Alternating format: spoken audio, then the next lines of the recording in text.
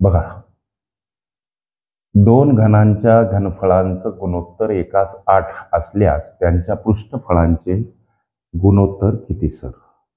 मित्रांनो लक्ष द्या. घनांच्या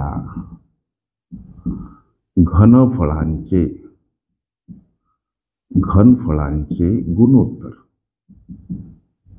ओके, लक्ष द्या. घनांच्या बाजूंचे गुणोत्तर आणि इथं घनांच्या पृष्ठफळांचे गुणोत्तर. हे असं कशासाठी लिहिलं हो सर? मित्रांनो, प्रश्न आहे दोन घनांच्या घनफळांचं गुणोत्तर एकास 8. घनफळांचं हे गुणोत्तर एकास 8 आहे. आता घनाचं घनफळ दिलं असताना आपल्याला बाजू अवगत करून घ्यायची असेल तर आपण काय करतो, ते दिलेलं घनफळ घनमुळात टाकतो. लेकरांनो, इथं प्रश्न तर त्या घनांच्या पृष्ठफळांचं गुणोत्तर किती. आता पृष्ठफळांचं गुणोत्तर काढायचं म्हणजे त्या घनाची बाजू माहीत असणं कर्मप्राप्त.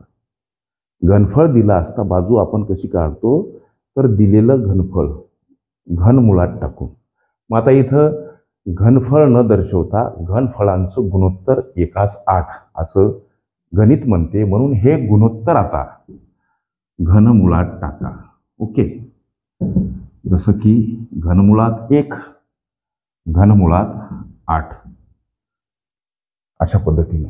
मग आता 1चं घनमूळ 1च, 8चं घनमूळ 2, म्हणजे एकास 2 हे त्या दोन घनांच्या बाजूचं गुणोत्तर. आता विचारल्या प्रश्नाची सोडवण त्यांच्या पृष्ठफळांचे गुणोत्तर.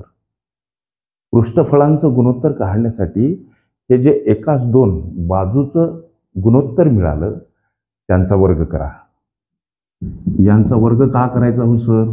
तर घनांचे पृष्ठफळ आपण 6 गुणिला बाजूचा वर्ग या सूत्रान्वये काढत असतो, म्हणून मिळालेल्या बाजूच्या गुणोत्तरांचा वर्ग करा. अर्थात 1चा वर्ग आणि 2चा वर्ग. 1चा वर्ग 1 आणि 2चा वर्ग लेकरांनो 4. प्रश्नाचं उत्तर मिळालं एकास 4. हे त्यांच्या पृष्ठफळांचं गुणोत्तर असेल. उत्तर पर्याय क्रमांक डी मध्ये दर्शवलेलं आहे.